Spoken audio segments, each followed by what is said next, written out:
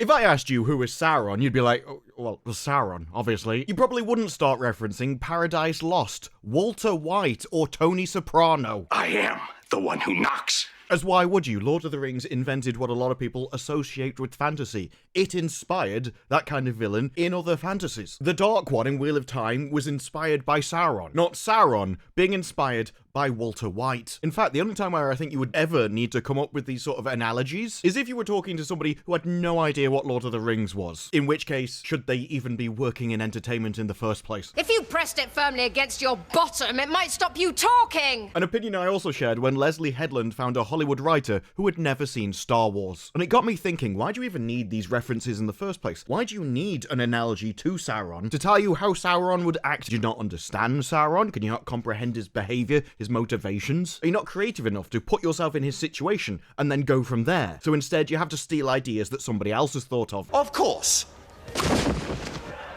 Daleks. Is it that you're impossible to put yourself into somebody else's shoes who has different values than you? Or is it that you don't understand the values of Lord of the Rings in the first place? Which, considering Hollywood at the moment, would be understandable, given that Lord of the Rings is the epitome of masculine Christian values. That's what defines all of good and evil in that series. These things also underpin the vast majority of the audience, which makes sense considering basically the foundations of Western civilization as a whole. The power dynamic of the world is this: the peasants, the rich, the elites, the deep state, women with big titties. And so as everyone agreed what good and evil was, that challenge and strife was a good thing, and these things did need to be fought, it resonated with a lot of people and then got passed down through the generations. The importance of this wasn't lost on creators from the past, as we've seen in this clip. As filmmakers, as writers, we had no interest whatsoever in putting our junk, our baggage into these movies. We just thought we should take what Tolkien cared about clearly, we should take those and we should put them into the film. Without Peter Jackson maintaining those values, you would have ended up with very different movies. This should ultimately be Tolkien's film, it shouldn't be ours. And we could even see what those changes would have looked like in other properties. We saw how D&D ruined orcs and turned them into whatever this is, until people are like, I suddenly realise what all of these new pictures are reminding me of. They're office stock photos. When you create anything, it comes from your breadth of knowledge and your capabilities. Tolkien was an exceptionally intelligent man at a time where British culture was still strong and had that natural aloofness to it. You combine these traits with traditional morality and a guy which had been to war, literally went to the Somme and occupied the front line of the trenches, and you have an intelligent, creative, traditional man which had also seen real darkness and death. From the green shires of England to the depths of despair in France. And that's without even seeing modern-day Paris.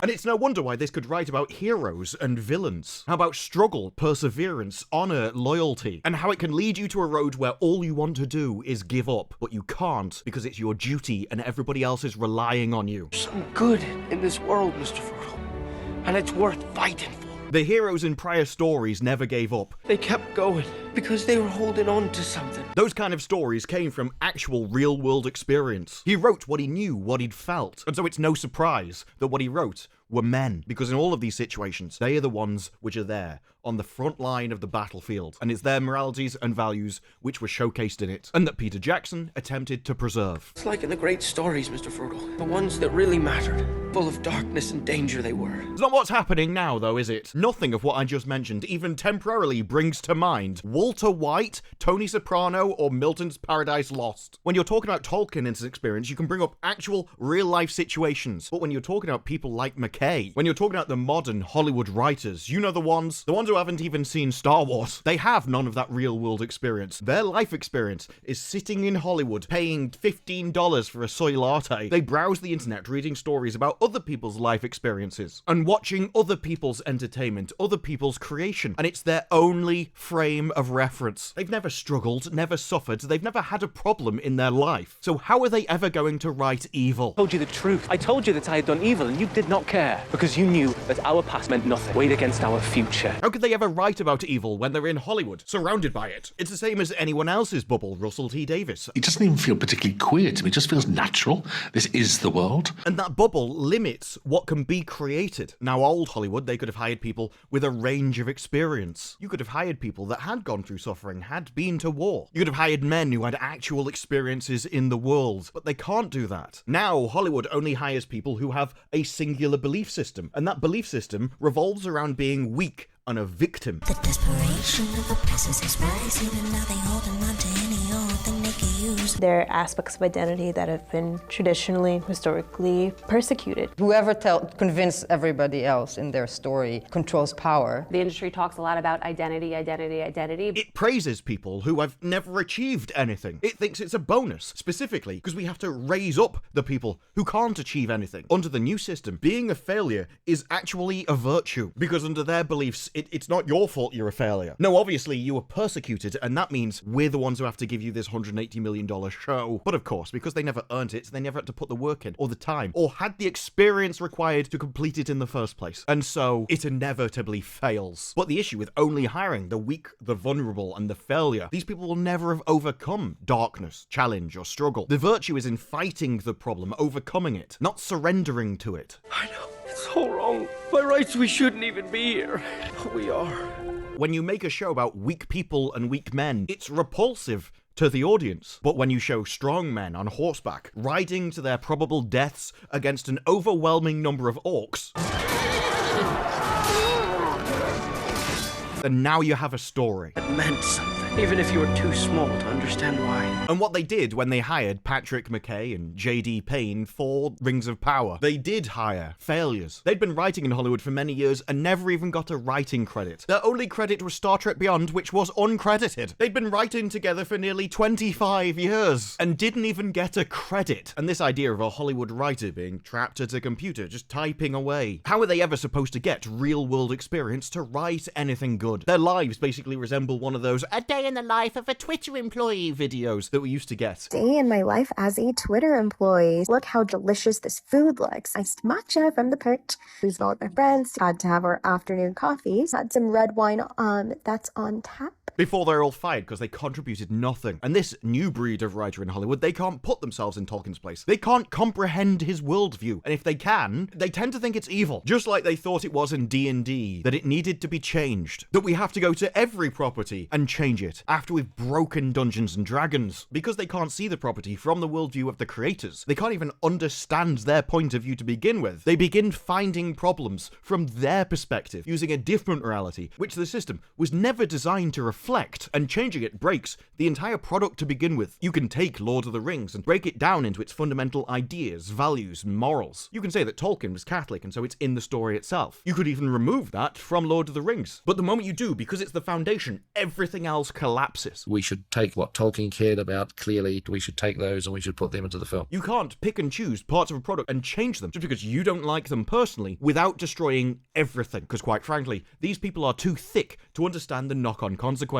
That's if you believe they can even comprehend morals in the first place, rather than simply a never-ending thirst for power. It's the principle of the thing. But this is why Peter Jackson's Lord of the Rings will probably be the last good adaptation there is, because he seemed to understand Tolkien's values and had the intention to keep them where they were in there. A new day will come, and when the sun shines, it'll shine out the clearer. Those were the stories that stayed with you. People can complain that certain bits were cut out. Oh, we didn't put Tom Bombadil in, but they were kind of stones on the pyramid that might be nice to have to keep it in that shape, rather than fundamental aspects of the creation. The issue is, in Rings of Power, you don't have that. These are the people that said they wanted to write the book Tolkien had never written, and they've basically repeated that again with the great untold story on screen. And there are many points about whether a random person should be writing a book that Tolkien never wrote in the first place. But I do think it's possible for that to be done, and done well. Not by these two, though. In fact, probably not by anyone currently in Hollywood without the life experience or the horrors of war that Tolkien went through, and most certainly without his intellect and creativity. All J.D. Payne and Patrick McKay are reduced to is analogies from other TV shows they've seen. Their experience, their life experience, their values and morals and anything they can relate to comes through a TV screen itself, which is why they have to talk in it. Elf workers taking your trades. Workers who don't sleep, don't tire, don't age. While many other people may refer to things in abstract values such as honor and duty, McKay has to drag it down to the most basic level. Walter White, it really is the famous quote, great minds discuss ideas and small minds discuss people. In this case, non-existent people. Isn't that what you do? I mean, most people could break down the concepts of what makes Sauron or Batman as a character. Not them, though. I mean, the grand total of their story for season 2 is essentially, well, he's hiding amongst our story, but now he's out. You're watching people people get ensnared in his web. After a couple of episodes, you realize how evil he is and how he's deeply strategized his evil. It really is just like, well, he starts evil, you see him do a bit of evil in the middle, and then by the end, he's really evil. And in fact, as a story, it seems bizarre to focus it on Sauron to begin with. Lord of the Rings was good versus evil. And because something is just pure evil, the answer is obvious. And so now you focus on the heroes and what they have to do and what they have to face to stop it. Sometimes you didn't want to know the end. How could the world go back to the way it was when so much bad had happened? This is Hollywood, though, and because they're surrounded by evil, they really love talking about it. Yeah, this season, it's going to be Sauron and Celebrimbor working together. We're going to be getting rid of Galadriel as the main character, and now it's going to be Celebrimbor. You know him. The 75-year-old granny in a dress. Whips out his Werther's originals before popping off for a blue rinse. And Rings of Power isn't even the only property which is falling foul for the same ideas. That without Tolkien or living a life similar to Tolkien, just being trapped in the Hollywood bubble, surrounded by effeminate lunatics who have a moral system based off envy, spite, and jealousy that would make Shaitan himself go dizzy and have to steady himself on the couch. He could talk to the average Hollywood executive and he'd end up in a corner, hugging himself, crying. It means that they can't just not comprehend Tolkien's worldview, but their entire worldview is directly contradictory to it. Rather than the men being the heroes and the builders and the saviors, rather than their values and moral system being the one which needs to be at the forefront of any heroic story, you end up with Hollywood's morality replacing it. And they value very different people.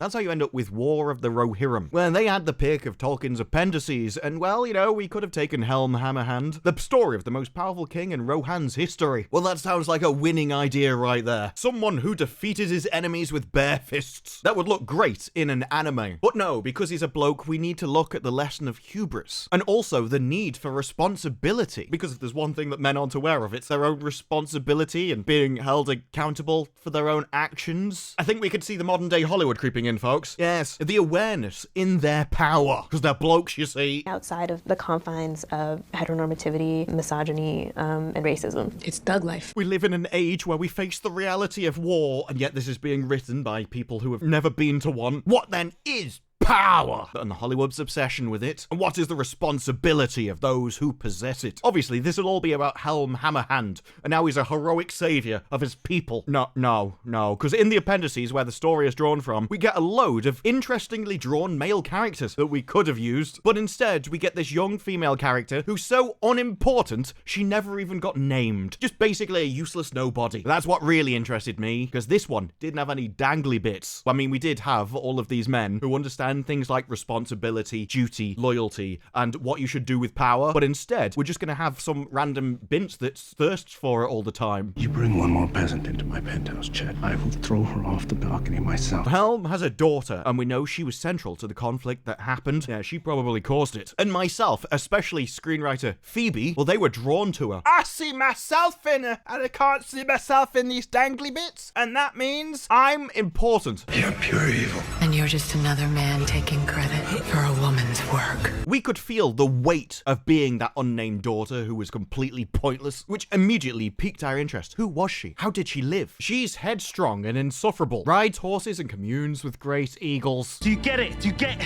get it? And at no point did they think to themselves, the most useful aspect of her in this kind of world, this civilization, would be by conducting diplomacy on her back. My dear, you should learn to be admired in silence. Well, she was meant to engage in diplomacy, but rejects the hand of somebody whose father challenges Helm to a fight, and then it doesn't end well. Maybe she should have been less headstrong and, you know, cared more about her people. This causes her to blow up an inter-family squabble into a full-blown war. Get her back here right now, so I can loofer her to death. To where she will need to lead her people and call on the power of a seemingly long-lost tribe of female warriors. What a selfish cow. She could sacrifice for herself and her people to avoid war. Or, no, I'm headstrong. You can't tie me down. War! Oh. Folk in those stories had lots of chances of turning back, only they didn't. Kings had daughters that they married to other kings for diplomatic reasons. That was your duty. That was the weight that you carried. Not having a go at people with swords. This doesn't even make any sense. She'd die. She would lay down her life for her people. She sure would. In the first pissing sword fight that she had. It is impossible to underestimate the importance of strength, weight, and size in a sword fight. But you see, these are fully formed women. I'm not even sure what they mean by that.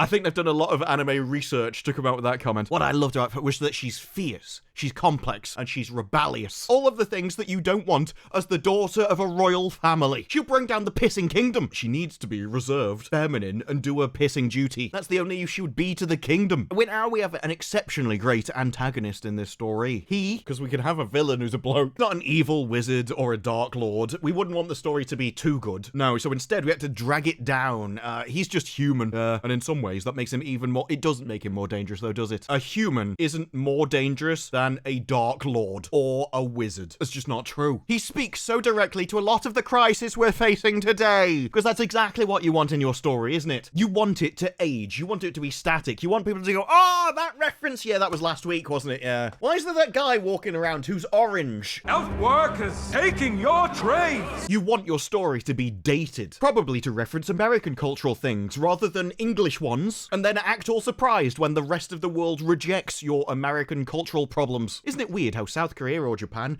can make entertainment that the entire world can relate to? And yet American TV shows just seem very American. Or I should probably say like Californian, or even then Hollywood. It's just as a foreigner, it's far more easy to generalize. I don't know the pissing difference between Illinois and Alabama. I have no idea. But I was making a number of kind of crass generalizations about Americans, though. I don't really believe any of them. And I did it for comic effect. But it just goes to show the creators of this show, the creators of War of the Rohirrim, they share nothing in common with Tolkien at all. None of this was about, well, what would Tolkien would wanted the stories to go? No, this was just Phoebe was drawn to her. I can put myself in that character. It has to be about me. Hardly the entertaining story of self-sacrifice, duty, and bravery, is it? No, instead, it's all about me. I'm the one that matters. It's like with the Star Wars director, Sharmeen Obaid-Chinoy, where she said, the story that interests me most is Rey's journey as a female Jedi, because that's where I can bring my experiences to it. Your experiences as a woman are irrelevant to Star Wars. The world and the setting of Star Wars isn't like your real life has been. Like we're the victims.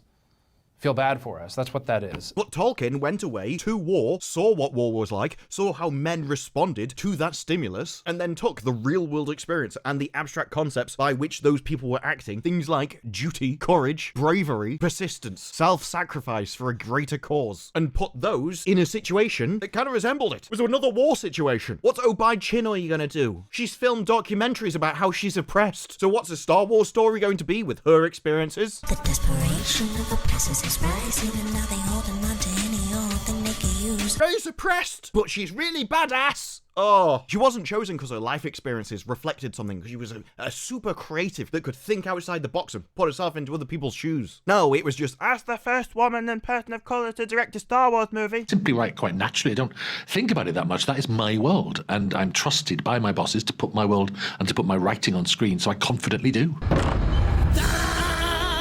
Hired for the boxes that she ticked. But men have a different outlook on things like Star Wars or Lord of the Rings, because they know, well, that could be me. They're not going out and LARPing that one day they might have to use a sword and how they'd be really good at it, if only they didn't have to conduct a diplomacy from the bedroom. No, it will be the blokes going to fight. If somebody comes into your house in the middle of the night, it's him that's going down to see what on earth that was. When the Titanic sunk, it was women and children first, because it was the men that sacrificed themselves. This is instinctual for men. It's at a base level. It's done without thinking. And because it is at such a base level, the natural human behaviors of people in movies resonates with the audience. And when you go against them, it repulses the audience. Tiny bunch of little whinging f***ers who are on the wrong side of history, and they'll all go away soon. This is why Koreans and Japanese make good entertainment. Why it's so believable. Why even their average stuff is better than the best stuff in the West. Because they create believable situations with people that act how they would. The characters become believable because that's how people would act in that situation.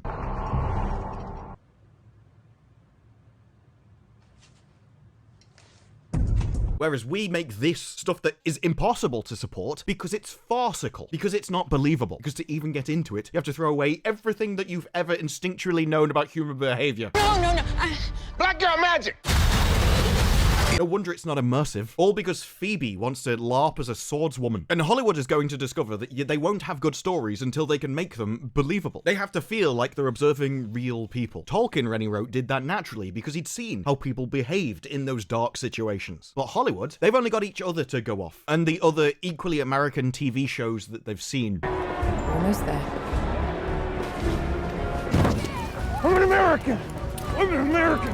And so you end up with Chinese whispers. They're rewriting imaginary characters from other shows and imaginary characters in their shows. As the Chinese whispers go on, it gets more and more mangled and less resembles natural human behavior. And these people haven't experienced enough about human behavior to know. These are the kind of people where if you ask them, how would the men behave in the trenches, they'd go, hang on, where are the women? Whereas Tolkien could give you an answer from what he'd seen with his own eyes. Not just the people that were brave, that were strong, that persevered, but the people that broke, how they broke, and how people around them coped with it. They kept going because they were holding on to something. What are we holding on to, Sam? Do you think J.D. Payne and Patrick McKay could tell you that? Do you think they could write that in a story? Do you know why a ship floats and a stone cannot? Or do you think that they would simply have a line like, I am the one that knocks? Because the stone sees only downward. Cooking in a van in the middle of a desert. But the ship has a secret. For unlike the stone, a gaze is not downward but up. And remember, these are the same people that took orcs and turned them from an evil species into Adar just wants to create a homeland for his people. He's not evil. He's just crossing borders, bro. But Sauron lives because of you! The problems in Hollywood go far beyond just not being good writing. These are fundamental issues that make the current crop in Hollywood literally impossible to write the stories that the audience wants. Not just because they're partisan or have their own beliefs, because these could be ignored if they'd chosen to, but because they lack the fundamental life experience to write anything interesting, deep, or complicated in the first place. Because they can't abstract, they can't understand the concepts that people are talking about, they can only drag them down to the base layer of talking about people rather than ideas, which means they can't think of anything original or new, they can only look at somebody else's example of something that they've written. It has to exist for them to see it. But most of all, it's because Hollywood has gone through a change in moral systems. They've moved away from the masculine ideals of honor, duty, responsibility, and accountability, self-sacrifice, planting a tree of which you will never know its shade. And they've moved towards a new moral system, which all revolves around identity and power, how everything must be equal, and we'll make it that way. Really wish that we could get it to you guys, but we need to stand on the right side of history. One that isn't just, you don't get what you deserve. It looks at somebody, goes, you're a failure, therefore we need to give you an opportunity because you were clearly oppressed. Clearly not your fault you were a failure. It can't be down to your actions. Somebody else must have been persecuting you. This belief system can never create heroes. It can only provide undeserved, unearned power to unbelievable people. And no one will ever get immersed in that story. They'll be repulsed by it because what you're essentially pushing, it's unfair, it's unjust, and the audience instinctually turns away from it. But what happens when you have an ideological institution who will only hire people who agree with them? What if the real question is, what is the effect of having those qualities on the beliefs of a person? And what if being intelligent, creative, and having actual life experience makes you innately disagree with the ideology of Hollywood? Because if you have to be strong to be a hero, and Hollywood only praises the weak, it seems the only way to get good, heroic stories back in Hollywood is to entirely change the people which are inside it itself. And can you just imagine the headlines that would come from that? I mean, Hollywood had the perfect opportunity to do it. We are union through and through, all the way to the end. I am Locutus, a Borg. And they failed. And in a very short space of time, we're about to witness the next stage in that failure. But those are just my thoughts. What are yours? Let me know down in the comments below. Like the video, subscribe. More videos like this in the future, and I will see you in the next one. Bye-bye.